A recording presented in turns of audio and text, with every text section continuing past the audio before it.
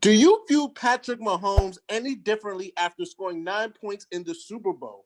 Let's start with Martenzie. Look, man, let me use myself as an example, right? Say I'm the best journalist you've ever seen at the tender age of 25 years old. So, right? So, like, I'm always on time. I've never missed a deadline. I won a Pulitzer. I've been a runner-up in another Pulitzer. Just overall, one of the best journalists you've ever seen or ever come across, right? So let's say one given day in the spring, right? The power goes out. So my alarm clock does not go off, right? So I'm already going to be late. But then the baby, I'm about to get him out the door. Then he spits up on himself. So I got to go and rechange him. So then get down to my car. The alternator is acting up as always. So that delays me for another 15 to 20 minutes. Then I get on the highway and there's an accident. So then that's going to delay me another hour, right? So I get to work 3 hours later than I normally do. Do you hold that one time against me? Of course not. And that's the thing with Patrick Mahomes. Given everything that happened to him in that game, you cannot hold that against the 25-1 record coming in. You cannot hold that against the fact that he's the best quarterback that we have seen in a very long time. It was just a bad day to have a bad day, as Andy Reid said. Terrika, are you holding it against Patrick?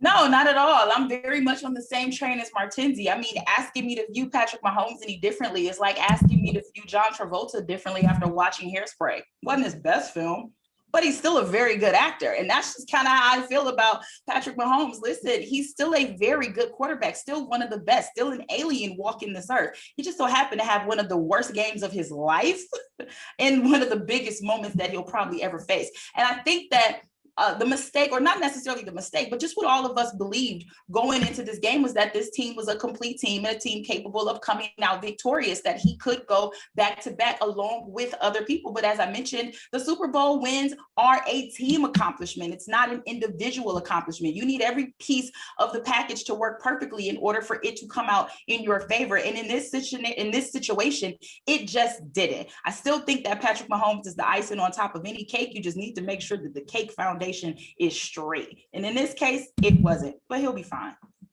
Rodney, are you ready to give Patrick Mahomes any blame?